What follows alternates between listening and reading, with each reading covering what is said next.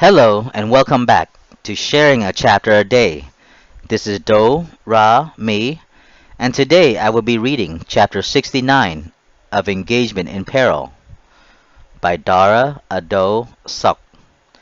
Chapter 69 is titled Hangouts. While on medical holding and on Friday afternoon, toward the end of that early fall month and shortly after work, Yi convinced me to go with him to Foxwood Resort Casino, an Indian casino several hours away just down the road in Connecticut. By this time, we were given more freedom by our command and allowed to go out overnight off base. The drive there was pretty smooth. He took his car and he knew where it was going. He had no difficulty getting there. I guess he had been here before. Arriving there from a distance, the view was magnificent. The large casino was located in the middle of the wood. It looked like a castle from afar, like something out of a fairy tale book of sort. It was in the middle of nowhere, surrounded with hundreds of large trees in the middle of the wooded area. After finding parking and securing ourselves in the car, we entered the casino to gamble. After all, that's why we came here in the first place. Yi hit the craps table from the get-go, where I walked around, roam about the halls and table, looking around for a bit, and then I ended up at the blackjack table. I dragged myself to it, found a seat at one of the tables there, and began playing. Yi had lost $200 that night and seemed down about it, so he popped several more pills into his esophagus and hurriedly swallowed them before being seen by security in there. This helped him to bring him up. Looking at him taking those drugs gave me chills and made me have more pity for him, for the poor bastard, having to depend on such things to be able to function normally. I, on the other hand, did quite well that night. What I didn't realize then, that I had won because I was dead tired from the long day at work and had no time to rest. It turned out that the table I was playing on, the blackjack table, I had fallen asleep during the game and then ended up winning over $600. Before I realized it, I had a bunch of $25 chips in my pockets and on the table I was playing at. I looked around the casino and couldn't find Yi and got a little frantic and had thought that Yi had left me. So I asked the floor man to get on the intercom and call for him. The floor man uttered Yi's name several times over the intercom and told me that's all he can do. So I waited and waited. Yi took his sweet time to reply. He didn't show up until 30 minutes later. I divulged my winnings and told him of my fantastic outcome. He giggled and comically demanded I should feed him since I had won the money. I, not want to be greedy upon a sympathetic request from a friend, happily obliged. I treated you to a late night dinner where we had meat lover pizza and beer. And knowing that he had lost several $100, I simply gave him a few $100 and paid for gas to get back to base. And finally, around 04 that morning, we made our way back into Newport and back to our barracks for some needed rest and relaxation. I slept well that night, having won something that I wasn't even paying attention to.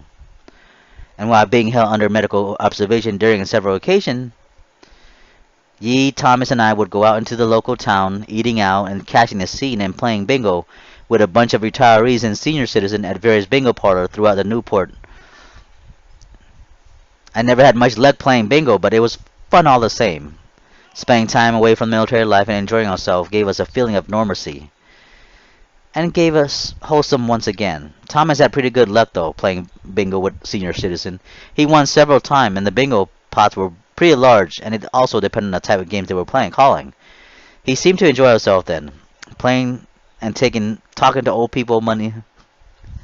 Playing and taking old people's money was funny at times, as we pondered over what we were doing.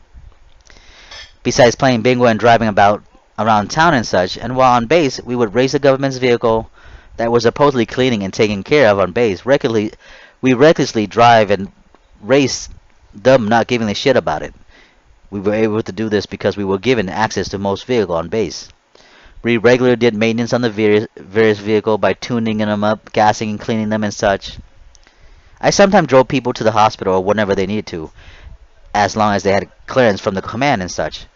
And besides racing government vehicles and such around the Naval Command, we also spent our free time after work and weekend at the Base Student Union Recreation Hall, where we played video games, shoot pool, throw darts, playing ping pong, listen to music and on the jukebox, eat greasy fried food from chili fries, burgers to hot wing while watching various sporting events on the big screen television that was provided there for us.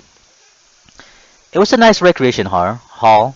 There were several large screen television there where everyone gathered around to watch sports and movies at times, played various video game on it. There was also a jukebox there where we loudly blast various genre of music throughout the hall. There was also several basketball court that we were playing where we played pickup games, 21 horse and such. While there, I usually ordered the hot wings and chili fries. They were my favorite fast food snack then, and still are, of course. Everyone living on the commands usually come to the recreation hall where they were when they were bored and were on about base just to chill and kill some available free time then. It was a place where we grabbed a quick bite to eat and went on the run. We made friends and got to meet the opposite sex there, so we would chit chat and shoot the breeze at time. And of course, we can drink on base. I wasn't really interested in anyone then at the recreation hall, not in a relationship sort of way. I was so focused on getting the hell out of there and simply put up with the daily mundane event and situation there I had to endure before they sent me home that I was so desperately hoping for. I couldn't wait to get home or back to the Naval Medical Center in San Diego. That's what I was hoping for. I just need the comfort that I was so used to and that I had, and perhaps I had thought that I would be closer to Shinshin as well, if he was still around Southern California, of course. Wishful thinking on my part. All I did then was hope that Dr. Fitzhugh was able to help me with my mental and lonesome situation then and there, while going through all that shit in Newport, Rhode Island. Away from the everyday and constant orders and the uniform, I was feeling much better and didn't have dreary thoughts about like when the whole horrible event started months earlier. I was planning to off myself anytime soon. I wasn't planning to off myself anytime soon, and unlike Ian Thomas, I wasn't glazed or out or confused about it. I didn't take any no head drugs, and I didn't need drugs to keep me sane and focused. The recreational hall was a place that gave me a sense of normalcy, and just like the bingo parlor that was sometimes patronized during our outing in and about the town of Newport. I can say for those times spent here, I was somewhat sane and somewhat a functional human being once again. I was beginning to become around to my normal self once again, so I had thought. I continued to regularly see my psychologist and discuss what I wanted out of life. Always in the back of my mind was my dear friend Shin Shin.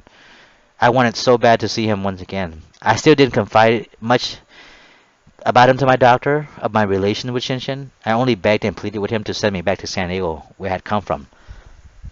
That's what I often do with my doctor. Thank you for listening. This is the end of chapter 69. Be on the lookout for chapter 70, titled Spiritually and Mentally Alone. This is Do, Ra, Me, and I'll see you later. Thank you.